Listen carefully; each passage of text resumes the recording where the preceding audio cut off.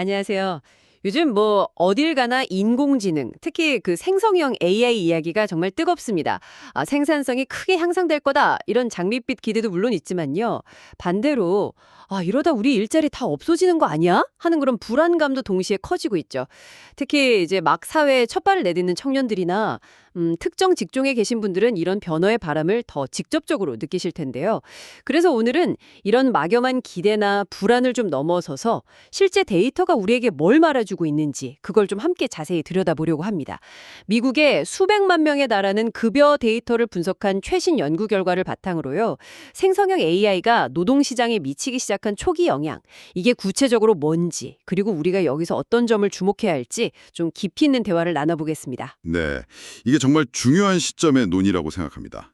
아시다시피 AI 기술 발전 속도는 정말 눈부신데 그 기술이 실제 우리 일터에 어떤 변화를 가져오고 있는지 사실 그 구체적인 증거를 찾기는 좀 어려웠거든요. 오늘 살펴볼 연구는 바로 이 지점에서 그 방대한 데이터를 통해서 초기 신호들을 포착했다는 점에서 아주 큰 의미를 갖습니다. 이 데이터를 통해 드러난 한 6가지 정도의 주요 사실을 중심으로 AI가 가져오는 변화의 실체를 한번 파악해 보겠습니다. 좋습니다. 그럼 바로 본론으로 들어가 볼까요? 첫 번째 사실부터 시작해 주시죠. 연구 결과에서 가장 먼저 딱 눈에 들어오는 부분이라고 들었습니다. 네, 그 첫 번째하고 두 번째 사실은 사실상 동전의 양면 같아요. 서로 밀접하게 관련이 있는데요. 먼저 첫 번째 사실은 AI 기술에 상대적으로 많이 노출된 직종에서 젊은 근로자, 특히 22세에서 25세 사이 연령대의 고용이 뚜렷하게 감소했다는 점입니다. 구체적으로 보면 그 생성형 AI가 본격적으로 주목받기 시작한 2022년 말 이후로요. AI 노출도가 가장 높은 직종군에서 이 젊은 연령대의 고용이 다른 직종에 비해서 상대적으로 약 13%나 감소한 것으로 나타났어요.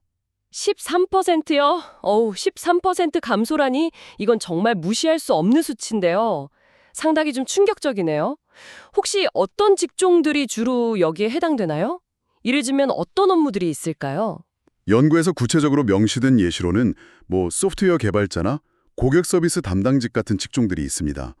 생각해보면 그 코딩 보조 도구나 자동화된 고객 응대 시스템처럼 생성형 AI가 비교적 빠르게 적용될 수 있는 그런 분야들이죠.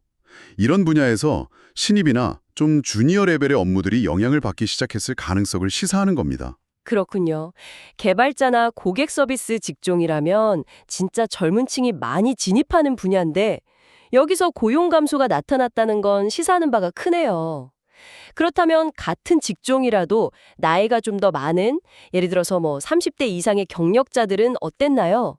그리고 AI 노출도가 낮은 다른 직종들은 상황이 달랐습니까? 바로 그 부분이 이 현상을 좀 더 깊이 이해하는 데 중요한 단서가 됩니다. 놀랍게도요, AI 노출도가 높은 동일 직종 내에서도 30대 이상의 경력 근로자들은 고용이 안정적이거나 오히려 증가하는 모습을 보였습니다. 또 간호조무사나 재고관리원처럼 AI 기술에 좀 덜 노출된 직종에서는 모든 연령대에서 고용이 안정적이거나 성장세를 유지했고요. 즉, AI 노출도가 높은 직종 내에서 유독 그 22세에서 25세 사이에 젊은 초년생들만 고용 충격을 받고 있다는 점이 명확하게 드러난 거죠. 그리고 이 지점이 바로 두 번째 사실로 자연스럽게 연결됩니다. 미국 전체 고용 시장을 보면 2022년 말 이후에도 전반적으로는 꽤 견조한 성장세를 이어가고 있었거든요.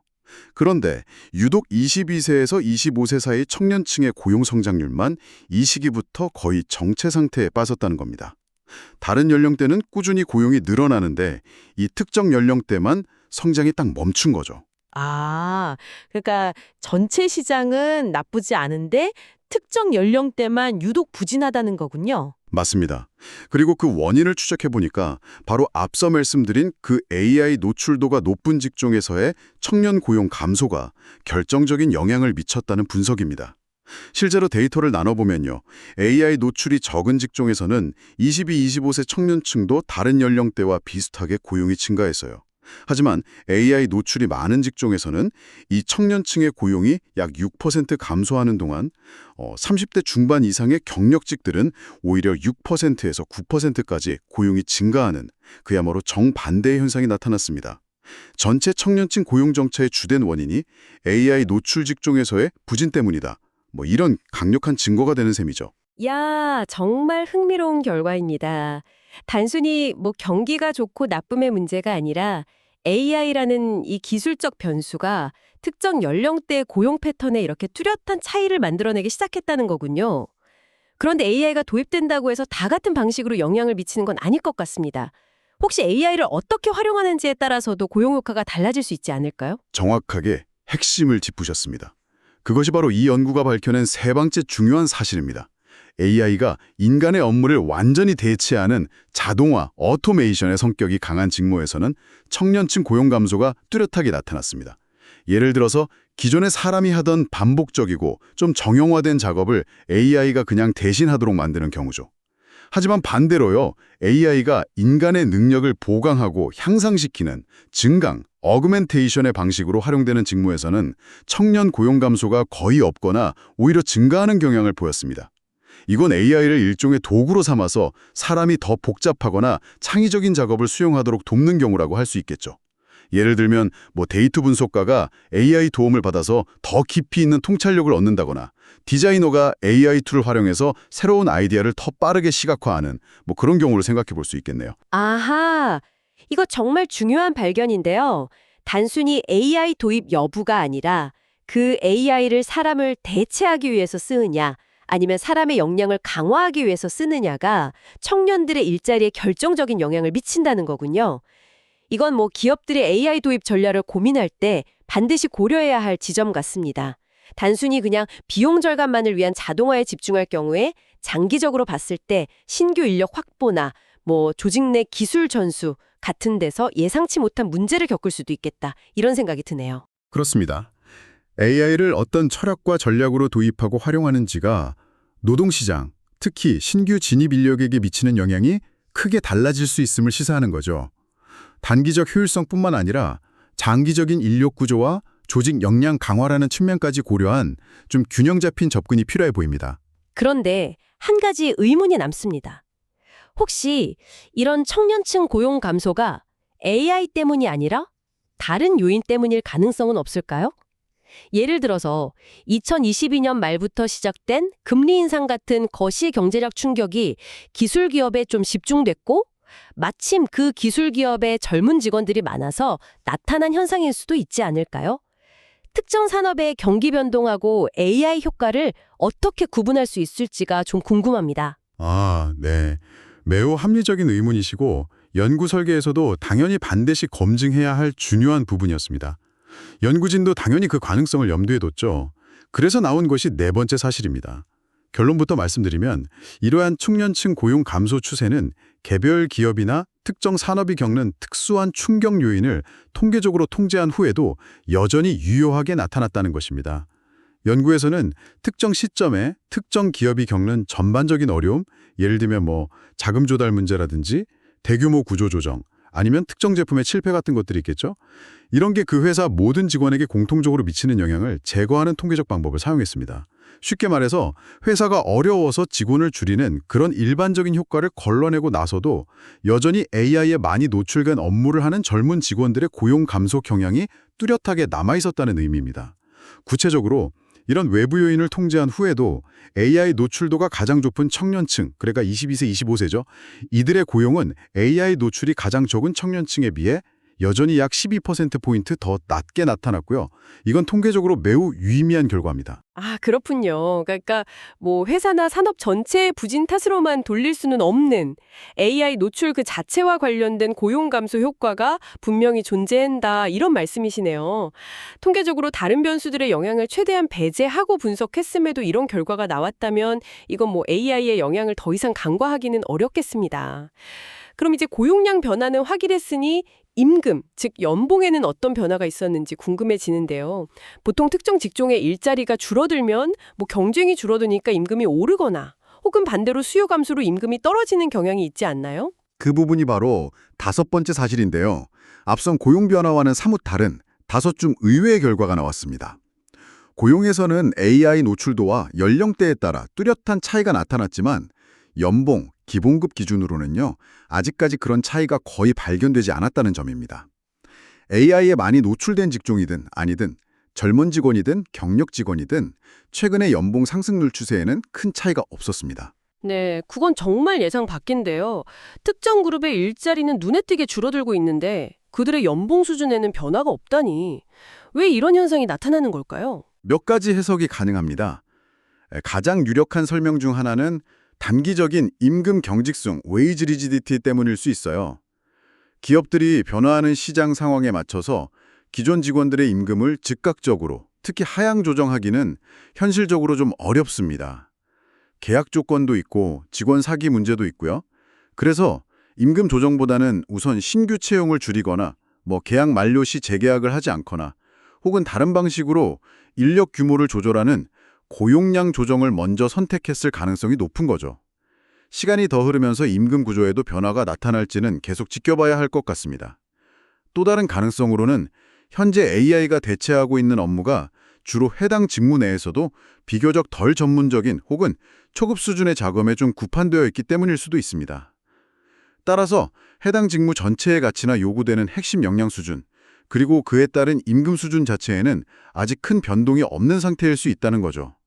하지만 분명한 것은 현재 시점에서 AI 충격은 임금보다는 고용 규모의 변화를 통해 먼저 가시화되고 있다는 점입니다. 이는 기업들이 인력 전략을 어떻게 구사하고 있는지를 보여주는 중요한 단서라고 할 수 있습니다. 그렇군요. 임금보다는 채용 문턱을 높이는 방식으로 시장이 먼저 반응하고 있다. 이런 해석이 가능하겠네요. 장기적으로는 임금에도 영향이 있을지 좀 주목해 봐야겠습니다. 이제 마지막 6번째 사실이 남았는데요. 어떤 내용인가요? 6번째 사실은 지금까지 저희가 논의한 앞선 5가지 결과들이 매우 다양한 조건과 상황 하에서도 상당히 일관되고 견고하게 나타난다는 점입니다. 이건 연구 결과의 신뢰성을 크게 높여주는 부분인데요. 예를 들어 몇 가지를 살펴보면 첫째, AI의 영향이 특히 클 것으로 예상되는 컴퓨터 관련 직종이나 정보기술, IT 기업들만을 분석에서 제외하고 보아도 AI 노출도와 청년 고용 감소의 패턴은 여전히 유사하게 나타났습니다. 즉, 이 현상이 특정 첨단 기술 분야에만 국한된 문제가 아니라 더 넓은 범위의 산업과 직종에서 나타나고 있을 가능성을 시사하는 거죠. 둘째, 코로나19 팬데믹 이후 중요해진 원격 근무 가능 여부로 직종을 나누어 분석해 보았습니다. 그런데 원격 근무가 가능한 직종, 예를 들어 프로그래머, 그래픽 디자이너 같은 경우죠. 그리고 불가능한 직종, 은행 창고 직원, 여행사 직원, 일부 제조 현장직 같은 경우요. 이 두 그룹 모두에서 AI 노출도에 따른 청년 고용 효과는 비슷하게 나타났습니다. 특히 원격 근무가 어려운, 즉 해외 아웃소싱이나 재택근무 전환이 쉽지 않은 직종에서도 AI 노출도가 높은 청년들의 고용이 부진했다는 점은 주목할 만합니다. 이건 관찰된 현상이 단순히 원격 근무 트렌드나 글로벌 아웃소싱의 영향만으로 설명될 수 없다는 점을 보여주는 거고요. AI 기술 자체가 현장 업무에도 영향을 미치기 시작했다는 의미로 해석될 수 있겠죠. 셋째, 이 모든 패턴들이 생성형 AI, 예를 들어 챗GPT와 같은 강력한 도구들이 대중적으로 확산되기 시작한 2022년 말 이후에 특히 뚜렷해졌다는 점입니다. 그 이전 시기, 예를 들어 2021년이나 2022년 초반 데이터에서는 AI 노출도 지표가 청년 고용 변화를 잘 예측하지 못했어요. 심지어 코로나19 팬데믹으로 인해서 고용시장에 큰 충격이 있었던 시기에도 이런 특정 연령대와 AI 노출도에 따른 뚜렷한 패턴은 관찰되지 않았습니다. 이는 최근의 변화가 생성형 AI 확산과 시기적으로 아주 밀접하게 연관되어 있음을 강하게 뒷받침합니다. 마지막으로 대학 졸업자 비율이 높은 직종과 낮은 직종을 나누어 보아도 비슷한 경향이 나타났다는 겁니다. 이건 이 현상이 단순히 팬데믹 기간 동안의 교육의 질 저하나 특정 학력 수준의 문제만으로 치부할 수 없다는 것을 의미하고요. 야, 6가지 사실들을 하나하나 짚어보니 이게 단편적인 현상이 아니라 상당히 구조적이고 일관된 변화가 시작되고 있다는 느낌을 받습니다. 생성형 AI가 특히 젊은 신입 직원들의 일자리에 구체적인 영향을 미치기 시작했다는 증거들이 정말 설득력 있게 다가오네요. 그런데 근본적으로 왜 다른 연령대가 아니라 유독 젊은 층, 특히 20대 초중반에게 이런 현상이 집중되는 걸까요? 그 이유에 대한 설명도 있었나요? 네, 연구진은 그 이유를 설명하기 위해서 형식지, 코디파이드 널리지와 암묵지, 태신 논리지라는 개념을 제시합니다. 형식지라는 건 뭐냐면요. 교과서, 매뉴얼, 업무 절차서, 데이터베이스처럼 명확하게 정의되고 기록되고 전달될 수 있는 지식을 의미합니다. 이런 종류의 지식은 구조화되어 있기 때문에 AI가 대규모 데이터를 통해 학습하고 모방하거나 심지어 대체하기가 상대적으로 용이하다는 거죠. 대학을 갓 졸업하거나 경력이 짧은 초년생들이 주로 보유하고 활용하는 지식이 바로 이 형식지에 해당하는 경우가 많습니다. 예를 들면 특정 프로그래밍 언어의 문법 규칙, 회계 처리 기준, 기본적인 법률 조항 검색, 특정 소프트웨어의 기능 사용법 같은 것들이죠. 이런 업무들은 상대적으로 명확한 규칙과 절차가 있기 때문에 AI가 보조하거나 자동화할 여지가 큰 겁니다. 반면에 암묵지는 오랜 경험과 실전을 통해 개인에게 내재화된 노하우, 직관, 상황 판단 능력, 대인관계 기술, 복잡하고 예측 불가능한 문제 해결 능력 등을 의미합니다. 이건 명시적으로 문서화하거나 다른 사람에게 쉽게 전달하기 어렵고 특정 상황이나 맥락에 따라서 유연하게 발휘되는 그런 특징이 있습니다. 예를 들어 고객의 미묘한 표정이나 말투를 읽고 그 의도를 파악해서 맞춤형 제안을 하는 숙련된 영업사원의 능력, 혹은 다양한 이해관계자들 사이에서 갈등을 조율하고 팀원들의 동기를 부여해서 프로젝트를 성공적으로 이끄는 관리자의 리더십 같은 거요. 또는 예상치 못한 기계 고장이나 현장 문제에 직면했을 때 과거 경험과 직관을 바탕으로 임기응변으로 대처하는 숙련된 기술자의 노하우 같은 것들. 이게 대표적인 암묵지입니다. 이런 능력은 데이터로 만들기도 어렵고 현재 AI 기술로는 쉽게 모방하거나 대체하기 어렵죠. 따라서 경력이 많은 근로자들은 이러한 암묵지를 상대적으로 더 많이 축적하고 있기 때문에 AI가 형식지 기반의 일부 업무를 자동화하더라도 여전히 그들의 경험과 노하우는 가치를 인정받습니다. 오히려 AI를 도구로 활용해서 자신의 암묵지를 더욱 효과적으로 발휘하고 생산성을 높일 기회를 가질 수도 있고요.